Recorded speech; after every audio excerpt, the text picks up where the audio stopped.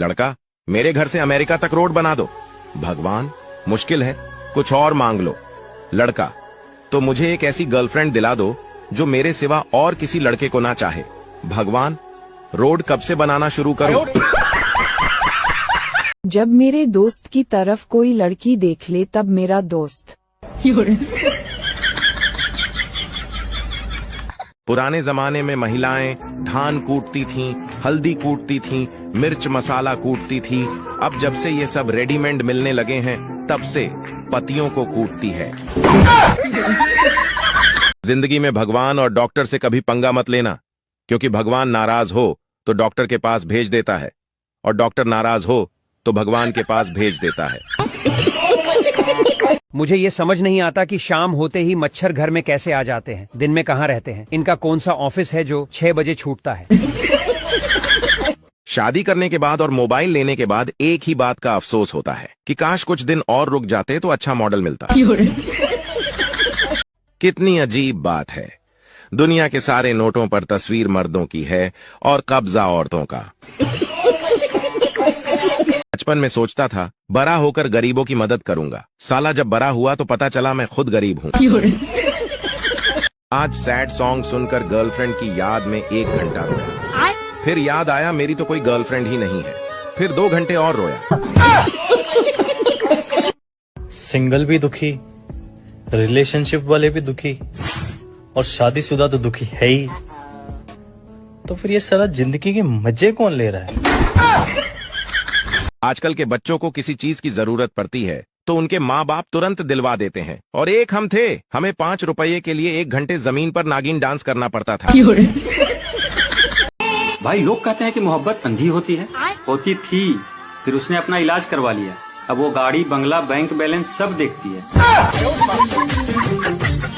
मेरे दोस्तों के जेब में भले ही 1 रुपया भी ना हो, पर साला मोबाइल पर पैटर्न लोग ऐसे लगाएंगे जैसे काले धन का सारा राज उसी में छिपा हो। जब मेरे दोस्त का रिचार्ज खत्म हो जाए तब मेरा दोस्त।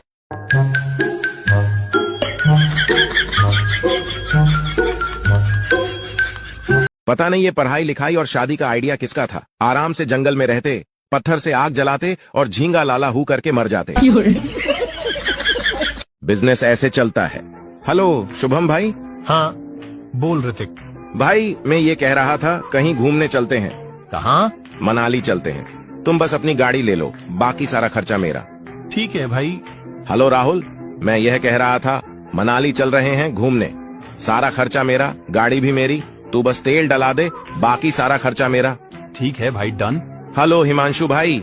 हाँ मैं ये कह रहा था मनाली चल रहे हैं घूमने, सारा खर्चा मेरा, गाड़ी तेल सब मेरा है, तू बस होटल बुक कर दे अपनी तरफ से। ठीक है भाई, हो जाएगा। हेलो रितेश, यार मैं ये कह रहा था मनाली चल रहे हैं घूमने, सारा खर्चा मेरा, गाड़ी तेल होटल सब मेरा, तू बस खाने का तू देख ले, बाकी सारा खर्चा मेरा। ठीक है भाई, डन। लो भाई, सांप भी मर गया और लाठी भी नहीं टूटी। दारू पीने वालों को ये बातें कड़वी लगेगी मगर सच है। दारू पीने वाले लोगों की यह 4 खूबियां जिसे आप नजरअंदाज नहीं कर पाएंगे। पहला, रात के 8 बजे से पहले सारा जरूरी काम ऐसे निपटा लेते हैं जैसे इन्हें कोई जरूरी मिशन पर जाना हो, अगर नहीं गए तो वह काम होगा ही नहीं। दूसरा, दारू पीने से पहले 2 बूंद ऐसे गिराएंगे जैसे यह संस्कार इन्हें विरासत में मिला हो, लेकिन कभी भी खाने का भोग खाने से पहले भगवान को नहीं लगाया। तीसरा, भले ही इनके पास खाने के पैसे ना हो, लेकिन दारू पीने के लिए पैसों का जुगाड़ कहीं ना कहीं से कर ही लेते हैं। मुझे तो आज तक समझ में नहीं आया कि पैसे लाते कहां से है। चौथा, रोज दारू पीने के बाद कसम खाकर बोलेंगे कि कल से दारू बंद, लेकिन अगले दिन सब कुछ भूलकर वापस रात को 8 बजे हाजिरी लगाने पहुंच जाएंगे। आपको यह बातें कितनी सच लगती है, कमेंट में जरूर बताएं। मैं आज अपने मोबाइल को साक्षी मानकर कसम खाता हूँ कि आज के बाद मैं तुम्हें रील्स और ज्यादा भेजूंगा। जो उखाड़ना है वो उखाड़ ले।